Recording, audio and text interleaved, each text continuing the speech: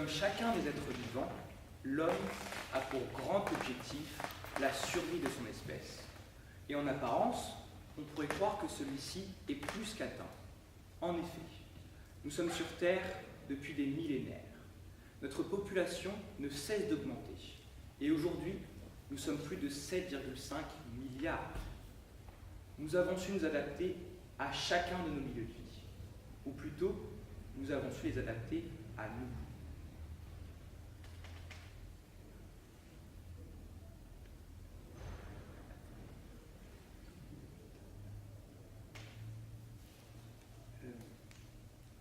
Nous ne sommes menacés d'extinction par personne.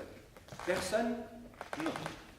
En réalité, et assez contre-intuitivement, nous, les hommes, considérés comme des super prédateurs, sommes menacés par nous-mêmes. L'homme est un loup pour l'homme, dit Plaute il y a déjà plus de 2000 ans. Aujourd'hui, le seul animal qui se sent supérieur aux autres, car doué de raison, laisse ses semblables mourir de faim pendant qu'il vit dans l'abondance. Il possède tout, mais se refuse à donner ne serait-ce qu'un centime à ceux qui vivent dans la rue. Vous rendez-vous compte de l'absurdité et de la gravité de la situation? Aujourd'hui, nous vivons dans une société majoritairement individualiste et gouvernée par l'appât du gain à court terme. La majorité des individus agissent par propre intérêt, en essayant d'accroître leur fortune et leur pouvoir. Et cela se fait au détriment des autres et même de notre planète.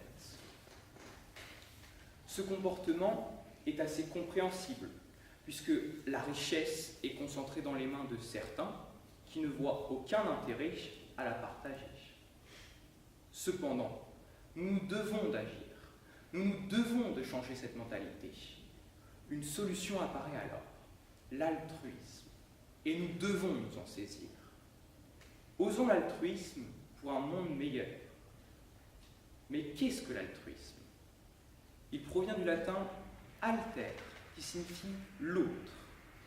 Il caractérise un comportement de dévotion qu'une personne attache à une autre sans aucune attente en retour. Il s'oppose donc à l'égoïsme. Ce mot apparaît pour la première fois dans les écrits d'Auguste Comte, dans les années 1850. Il désigne alors une attitude d'attachement et de bonté envers autrui. On pourrait alors penser que ce comportement est apparu que très récemment, mais là encore on se trompe. Winston Churchill a dit « Plus vous saurez regarder loin dans le passé, plus vous verrez loin dans le futur ». Je vous propose donc une rétrospection, afin de découvrir cet altruisme dont on parle tant.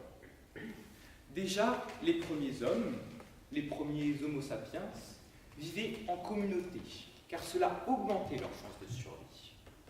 Puis vint le langage, qui est une résultante directe de cette vie en communauté. Et grâce à celui-ci, et grâce donc à l'altruisme, l'homme a su se développer, si bien qu'aujourd'hui, il est capable d'aller dans l'espace.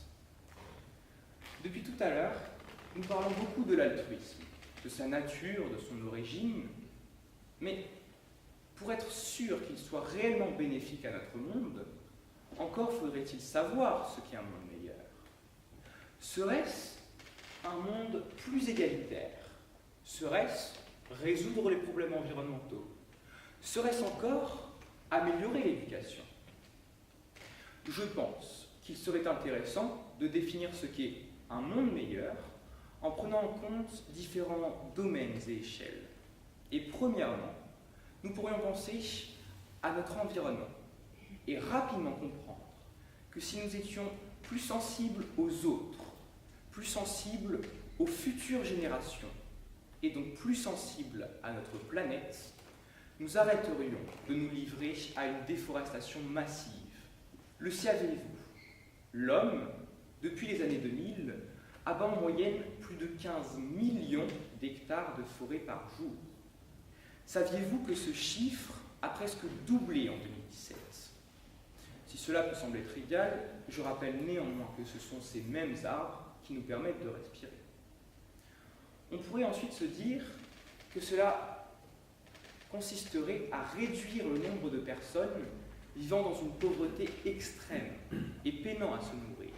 Car oui, comment pouvons-nous tolérer que plus de 9 millions de personnes meurent chaque année de faim? Comment pouvons-nous accepter que plus de 10% de la population vit aujourd'hui avec moins de 2 euros par jour? Que feriez-vous avec 2 euros par jour? Eh bien, là encore, nous pouvons intervenir en donnant de son temps, de la nourriture et même de l'argent aux sans-abri et aux associations caritatives. Enfin, on pourrait se dire que dans ce monde meilleur vivrait une population plus heureuse. Et nous n'avons aucun mal à nous imaginer comment l'altruisme pourrait améliorer notre situation globale. Mais comment celui-ci pourrait-il améliorer notre propre situation? Eh bien, en donnant, nous éprouvons de la joie, car nous avons le sentiment d'être utiles.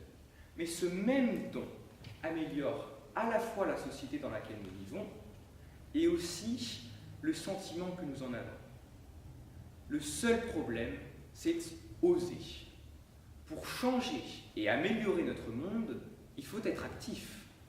À l'exemple de nos parents qui se dévouent pour nous chaque jour sans jamais rien nous demander. À l'exemple de nos professeurs qui nous forment et nous transmettent leur savoir. Chacun à notre échelle et de notre manière, nous pouvons intervenir avec une intention bienveillante pour les autres. Aujourd'hui, je ne me contenterai pas de vous demander de ne pas faire aux autres ce que vous n'aimeriez pas qu'on vous fasse, mais plutôt de faire aux autres ce que vous aimeriez qu'on vous fasse.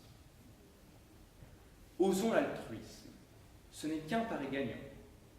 À l'exemple du pari de Pascal, qui nous montre que nous n'avons presque rien à perdre et presque tout à gagner à croire en Dieu, qu'avons-nous donc à perdre en osant l'altruisme? Vous savez, il est enfoui en chacun de nous. Il faut juste que nous osions nous en servir.